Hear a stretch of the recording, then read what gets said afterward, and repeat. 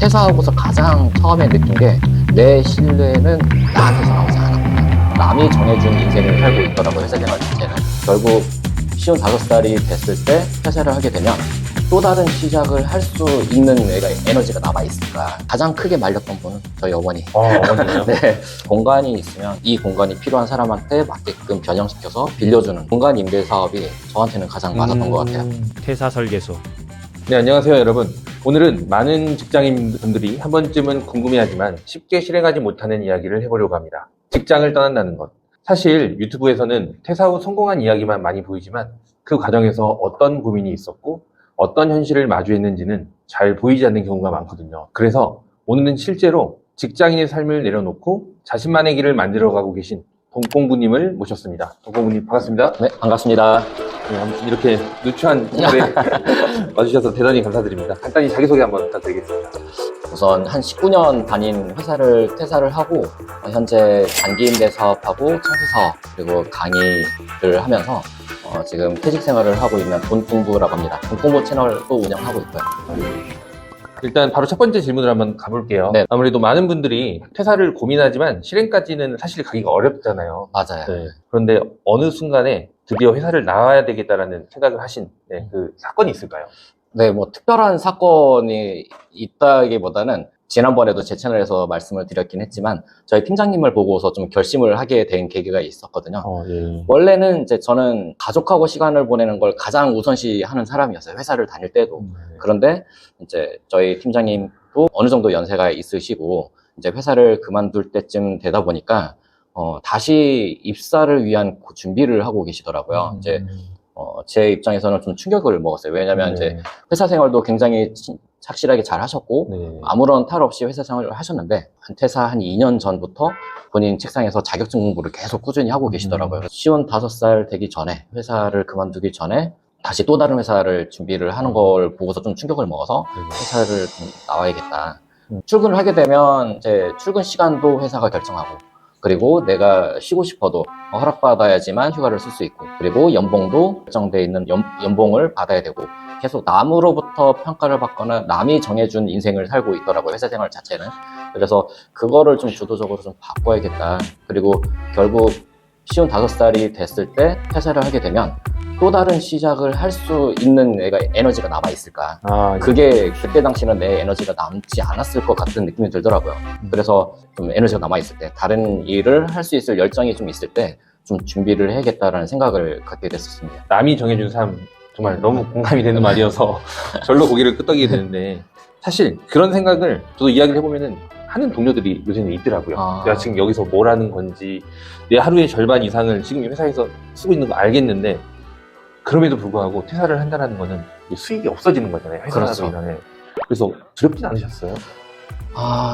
사실 처음에 퇴사를 결정을 했을 때는 이제 제가 이런저런 부업을 굉장히 많이 도전을 했었어요. 책도 굉장히 많이 읽었거든요. 자기계발서부터 시작해서 주식 그리고 부동산 내면 강화 관련된 이제 그런 책들도 꾸준히 읽어서 1년에 한 100권 정도 읽었더라고요. 100권이나? 네. 읽다 보면 가장 마지막에 결국 남는 거는 행동이더라고요. 계획은 아무리 세워도 행동이 뒷받침이 안 되니까 회사를 마음을 먹었더라도 그게 이제 진행이 안 되더라고요. 그래서 그럼 뭐라도 행동을 해보자. 어쨌든 간에 회사를 그만두면 돈의 흐름이 끊기기 때문에 돈의 흐름은 어느 정도를 만들어 놓자 생각을 했었거든요. 돈이 가장 무서울 거라고 생각하는데 더 무서운 거는 이 돈의 흐름이 끊겨서 다시 회사를 들어가야겠다고 마음을 먹는 게 더 저한테는 굉장한 두려움이었어요.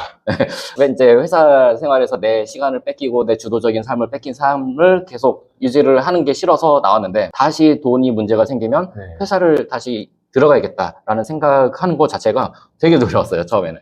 그래서 어느 정도 고정 수입이 되는 이제 부업을 많이 찾으려고 노력을 했었죠. 퇴사하고서 가장 처음에 느낀 게 내 신뢰는 나한테서 나오지 않았구나 라는 게 그때 알았어요. 보통 직장인들은 마이너스 통장 하나씩 다 갖고 계시잖아요. 이 마이너스 통장이 저를 믿고 빌려준 돈이 아니었어요. 그래서 회사를 나오는 순간 마이너스 통장도 사라지고 그 이후부터는 다 내가 이런 신용을 내가 일으켜야 되는 상황이니까 저녁에 끝나고 붕어빵도 구워보고 정말요? 그 블로그 글도 꾸준히 써가지고 블로그 수익 또 올려보고 야. 그러다 보니까 단기 임대를 알아서 네네. 단기 임대를 1호점을 한번 오픈을 해보고 네네. 운영을 해본 결과 회사를 다니면서 3개까지는 오픈을 했었거든요. 네네. 그러니까 단기 임대 같은 경우는 회사 생활을 하면서도 병행할 수 있는 충분히 가능한 부업이더라고요. 부업으로 이제 어느 정도 돈이 들어오는 구조를 만들고 그러면 이거를 확장시키면은 회사를 조금 안 다녀도 내가 다른 걸 준비할 동안 고정 수입은 이걸로 좀 충당이 되겠구나 싶어서 네네. 그때부터 이제 퇴직일을 결정을 했죠. 그럼 결국에는 스스로 그 두려움을 없애기 위한 물밑 작업들을 차곡차곡 하고 계셨던 거네요. 물밑 작업은 사실 책 읽는 게 물밑 작업이었던 것 같아요. 이제 네.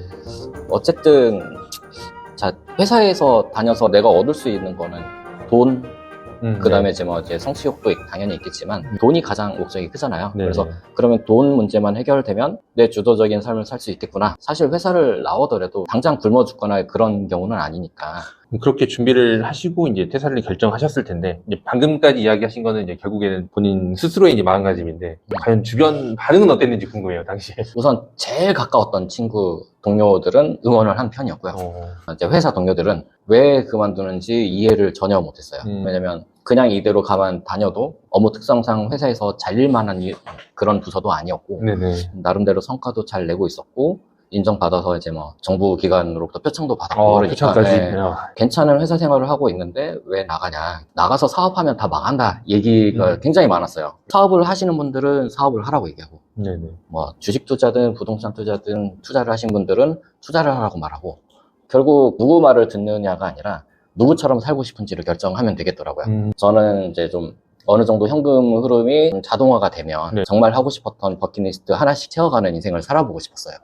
가장 크게 말렸던 분은 저희 어머니. 어머니요? 네, 저희 어머니는 직장 생활을 거의 안 하시고 네. 이제 투자랑 부동산이랑 예. 이제 이런 쪽으로만 사업 쪽으로만 하셨던 분인데 힘든 걸 아니까 쪽 길을 가는 거를 별로 안 좋아하셨어요. 아마도 좀 안정적인 직장이셨던 것 같아요. 그래서 네. 부모님 입장에서는 사실 그 직장을 그만둔다는 것 자체가 상당히 좀 아깝고 상당한 모험이라고도 보셨을 것 같기는 합니다. 예. 가장 응원해줬던 사람은 와이프였고요. 네. 다행히도 이제 와이프가 반대를 했으면 아마 못했을 것 같아요. 네네. 다행히도 와이프한테도 물밑 작업이 통했던 것 같아요. 이제 같은 책을 읽었거든요. 제가 책을 사오면 제가 읽고 추천한 걸 와이프가 읽고, 그러다 보니까 생각이 어느 정도 이제 한쪽 방향으로 둘이 잘 맞아 떨어졌던 것 같아요.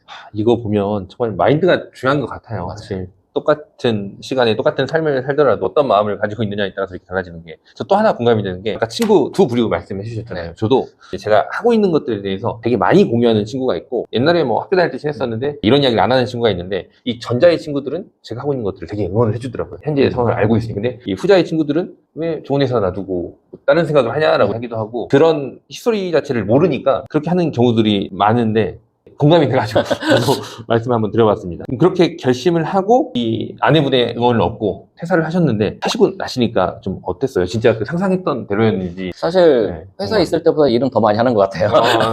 생각보다 힘들더라고요. 이제 퇴사하면 이제 다른 사람들은 여행도 다니고 여유롭게 커피도 마시고 이제 그런 삶을 좀 꿈꾸고 당연히 그렇게 생활할 거라고 생각하지만, 사실 회사에 출근해 있는 8시간 동안의 일보다 더 많은 일을 했던 것 같아요. 촬영도 하고 강의도 수강하러 다니고 추가로 제 매물 세팅하러도 다니고, 그리고 다른 일로 이제 또 추가로 벌이가 되는 것들을, 내 여유 있는 시간을 그냥 놔두면 시간이 너무 아까워서 이 시간에 뭐라도 수익을 더 올려야겠다라는 생각 때문에 여기저기 더 많이 찾아봤던 것 같아요. 이제 내가 하고 싶은 일을 내가 찾는 거고, 회사 다녔을 때는 주어진 일을 해왔던 거고 좀 차이가 있죠. 사실 훨씬 더 재미있는 거는 지금이 훨씬 더 재밌습니다. 아까 단기 임대라는 단어가 좀 나왔었는데, 일단 현금 흐름을 만들기 위해서 가장 먼저 하셨던 게 단기 임대인지 아니면 다른 거였는지, 그리고 또 좀 더 자세하게 풀어주시면 감사하겠습니다. 사실 여러 부업은 도전을 했었어요. 여러 부업은 다 도전을 했는데 저한테 가장 맞았던 게 단기 임대였던 거죠. 아까 말씀드렸다시피 붕어빵도 굽고, 그다음에 이제 블로그도 꾸준히 글 써서 경제나 부동산이나 이제 이쪽 관련돼서 글을 계속 쓰기도 했었고, 온라인 판매 쪽 이제 위탁 판매도 도전을 해봤고, 이 공간이 필요한 사람한테 맞게끔 변형시켜서 빌려주는 공간 임대 사업이 저한테는 가장 맞았던 것 같아요. 그리고 한번 세팅해놓고 나면 게스트가 한번 들어오면 적어도 2주 동안 할 일이 없는 거예요. 주 단위로 빌려주기 때문에 어떤 게스트가 있냐면 한 3개월을 이렇게 예약을 하고 들어와 버리면 야, 이제 3개월 동안 할 일이 없는 거예요. 네. 그럼 그 동안에 제가 하고 싶었던 쪽의 강의를 수강하거나 뭐 2주든 한 달이든 세 달이든 그분이 들어오셔가지고 게스트로 돈을 버는 동안 또 남는 시간에는 개인 성장을 위해서 지금 네. 뭔가를 하고 계신 거예요. 네. 근데 어떻게 보면 쪼달리는구나. 이것만으로는 안 되니까 다른 걸 더 찾아서 계속 해보게 되더라고요. 네. 노후를 준비하려면 어느 정도 이제 일을 안 해도 시스템으로 만들어 놓고 계속 현금 흐름이 계속 발생되게끔 만들어야 되는데 지금은 아직은 이제 성장 단계니까 네. 그 정도까지는 아직 안 되고 조금만 더 지나면 이제 자동화가 좀 많이 될 것 같아요. 예. 근데 잠깐 이야기를 들어봐도 그러니까 블로그도 말씀하셨었고 사실 붕어빵 부업은 시도하신 분이 아마 많지 네. 않을 것 같아요. 그래서 진취적이시고 도전적이신 것 같아요. 그래서 아마 하루에 되게 바쁘시다고 말씀을 하셨는데 하루 일과가 그럼 어떻게 되는 거예요 지금?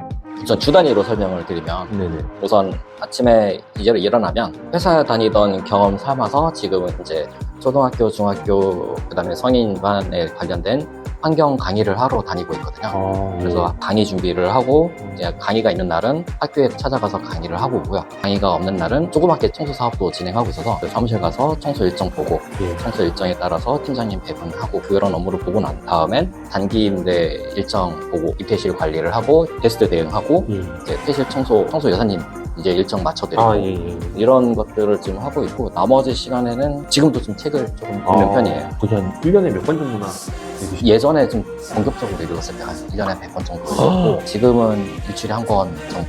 일주일에 한 권을 완독을 하시는 거지 바쁘신 와중에도. 회사 다닐 때는 더 본격적으로 읽었었어요. 아, 이제 회사 퇴근하고 오면 집에 한 7시쯤 도착하는데 7시부터 새벽 2시까지 한 권을 거의 다 읽고 읽은 내용을 블로그에 옮겨서 정말요? 그래서 새벽 한 2, 3시까지 책 읽고 그 책 내용을 정리하고 했던 것 같아요. 그거를 이제 한 달가량 해봤거든요. 그 이후에는 이제 그렇게까지 못하겠더라고요.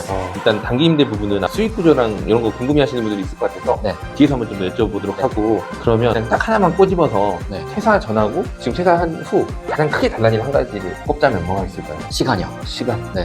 돈은 사업을 하다 보면, 뭐 임대업을 하다 보면 잘 되는 달도 있고 좀 잘 안 되는 달도 있고 그렇습니다. 근데 가장 중요한 거는 시간인 것 같아요. 이제 아까 처음에 이제 촬영 전에도 말씀드렸다시피 지구 온라인 게임에 접속한 유저다. 네네. 그 지구 온라인 게임의 한국 서버를 스타트 서버로 해서 이 게임을 진행하고 있는 유저라고 생각을 하고 있어요. 네네. 그런 마인드를 갖고 있으니까 그럼 지구에 잠깐 있는 동안에는 최대한 나를 위해서 시간을 쓰고 나를 위한 삶을 살고 내가 행복하게 있다가 로그아웃을 하든지 그러겠다고 생각을 하고 있기 때문에 퇴사 이후에 가장 제가 크게 느낀 점은 시간을 내 마음대로 쓸 수 있다는 점. 네. 사실 마음대로는 아니지만 100%는 마음대로는 아니지만 내 시간을 좀 나를 위해서 좀 많이 썼던 것 같아요. 퇴사 설계소. 회사 다니는 월급을 저는 그거에 대한 보상으로 생각을 했어요. 가족을 못 보고 있는 시간에 대한 보상 금액이라고 생각했거든요. 네. 그러면 이제 와이프랑 가족들 보는 시간이 늘어났는데도 소득은 그렇게 많이 줄지 않았으니까 네. 저한테는 다 이득이라고 보고 있습니다. 저희 아무래도 단기 임대 이야기를 계속 주시니까 네. 저도 그렇고 제 주변 친구들도 사실 좀 궁금해하는 부분이어서 그런데 일반적으로 이제 단기 임대로 돈을 어떻게 벌 수 있지라고 생각하시는 분들도 있는 것 같아요. 막 저희가 흔히 아는 뭐 에어비앤비, 뭐 더 나아가서 호스텔 이런 것들은 하루하루 딱 돈 찍히는데 단기 임대는 일주일 맞아요. 단위잖아요. 일주일만 들어오는 사람들이 있을까라고 좀 의아해하는 분들도 있고 그래서 단기 임대에 대해서 간단하게 좀 설명을 해주시면 좋을 것 같습니다. 단기 임대랑 에어비앤비랑 가장 큰 차이점은 임대업이냐 숙박업이냐 차이거든요. 근데 숙박업은 제약이 되는 사항이 굉장히 많아요. 근데 이제 단기 임대는 말 그대로 월세를 줄 때 제약사항이 그렇게 많지 않잖아요. 그거랑 별반 차이 없다고 보시면 되거든요. 월세는 이제 월 단위로 이제 1년 계약을 해서 월 단위로 돈을 받는 거고 단기 임대는 최소 계약 단위가 일주일입니다. 일주일 단위로 집을 빌려주고 그거에 대한 공간 대여에 대한 돈을 받는 거고요. 예. 그래서 이게 과연 수요가 있을까?